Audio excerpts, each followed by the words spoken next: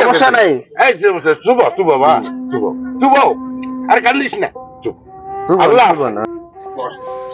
কান কান কানে শোনে না রে আরে আরে আরে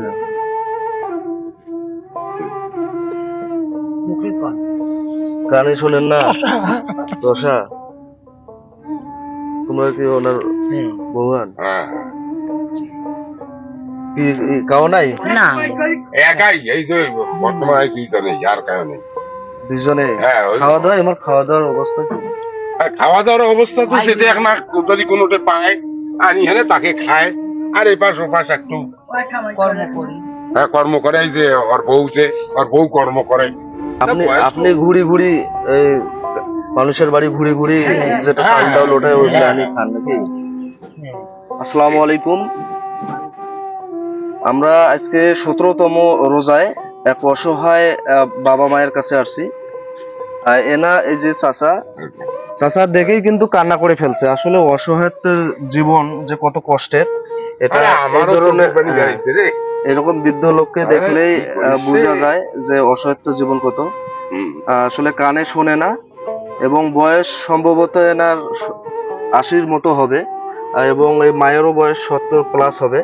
তো এইরকম অবস্থায় বৃদ্ধ বয়সে দেখার মতো কেউ নাই এই দুনিয়াতে। তাদের পুত্র বা সন্তান বা মেয়ে কেউ নেই, শুধু নিঃস্ব যাকে এই যে এলাকার ভুক্তভোগী হ্যাঁ বলতেছে যে একেবারে নিঃস্ব। বাড়ি বাড়ি ঘুরে ঘুরে বেড়ে যতটুকু চাইল ডাইল ওঠে এগুলা দিয়ে খায়। রোজা আছেন? রোজা আছেন? তো এই যে আল্লাহ তাআলার দেওয়া ইবাদতের মধ্যে কঠিন ইবাদত হচ্ছে রোজা। এই রোজার ইবাদতটাও কিন্তু তারা না খেয়েই থাকতেছে।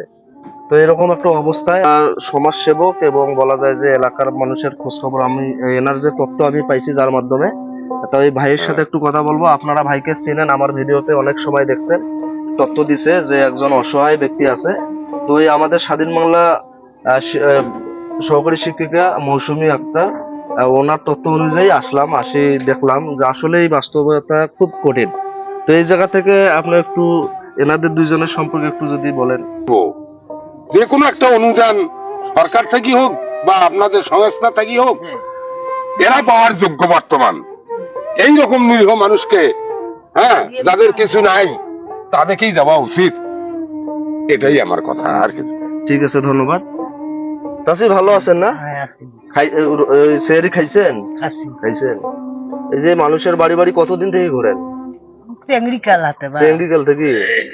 এখন তো অনেক বয়স। কভার পায় তো আমার বাপ হ্যাঁ। দাদা বাঁচি থাকে আমাদের ইলের বাড়িতে করি। আচ্ছা, আমি আপনাদের জন্য এই যে প্রথম রোজা থেকে শুরু করে এখন পর্যন্ত অসহায় ব্যক্তিদের কাছে কাছে আমার খাবার একটা প্যাকেজ আছে। এই যে মানুষের বাড়ি বাড়ি ঘুরতেছেন আজকে থেকে, আমার মনে হয় যে আর এই কয়েকদিন রমজানের আর কোথাও যাইতে হবে না। এটাই পাকশাক করি 1 মাস চলে যাবে। হ্যাঁ চলবে মনে কম বেশ করিয়া কমপক্ষে রোজার এই 10-15 দিন কিন্তু চলে যাবে, আর মানুষের বাড়ি যাইতে হবে না। আরো যদি কোনো সমস্যা হয় আমাদের ওই যে স্বাধীন বাংলার যে মৌসুমী ম্যাডাম আছে না, ওনার কাছে আমি খোঁজ খবর নেব। সমস্যা হলে ওনাকে জানাইবেন, আমি আবার আসবো। আসি যতটুকু পারি আপনাদের সহযোগিতা করবো। হ্যাঁ, তো আমাদের ওই যে মৌসুমী ম্যাডাম আর আমার জন্য দোয়া করবেন, যাতে করে আমরা আপনাদের অসহায় ব্যক্তিদের পাশে দাঁড়াইতে পারি। হ্যাঁ, ঠিক আছে। সমস্যা নাই। এই চুপ বাবা চুপ আর কান্দিস না চুপ তো আল্লাহ বলবো না।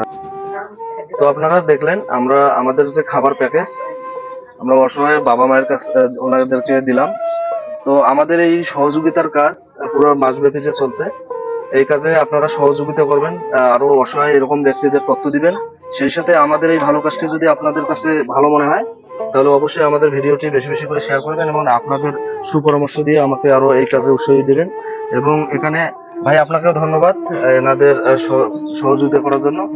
এবং আজ এই কাজে আমাদের মাগুরা স্বাধীন বাংলা বিদ্যানিকেতনের ম্যাডাম মৌসুমী ম্যাডামকে অসংখ্য ধন্যবাদ জানাই যে উনি আমাদেরকে এই অসহায় ব্যক্তির তথ্য দিয়েছেন। আসলে এই ধরনের অসহায় ব্যক্তিদের যে বিভিন্ন ভাবে সহযোগিতা করা যায়, অর্থ ছাড়াও এরকম তথ্য দিয়ে আপনারা সহযোগিতা করবেন।